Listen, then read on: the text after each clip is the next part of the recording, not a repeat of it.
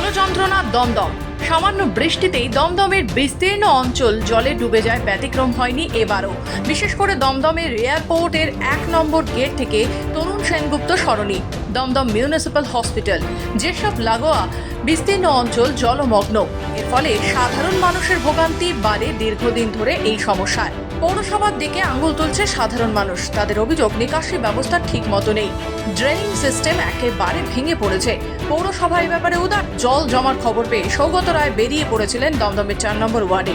এখানে বেশ কয়েকটি জায়গা তিনি যান। বিস্তীর্ণ জায়গা জুড়ে যে জল জমে আছে তা নিজের চোখেই দেখেন এবং লাঠি দিয়ে ড্রেনের মুখে যে ময়লা জমে আছে সেগুলো পরিষ্কার করে জমা জল বের করার চেষ্টা করেন। দাদা, বৃষ্টি হচ্ছে, প্রাকৃতিক দুর্যোগ, জল একটু জমবেই, কিন্তু আমি কতটা জল জমেছে দেখার জন্য বেরোলাম। কোথাও কোথাও বেশি জমেছে, কোথাও কোথাও কম। এই জায়গাটাই আমি থাকি, কিন্তু এই জায়গাটা দেখার দরকার ছিল। পৌরসভার সাথে কথা বললেন? পৌরসভার সাথে সকালবেলায় কথা বলেছি। আর কোথায় কোথায় যাচ্ছেন?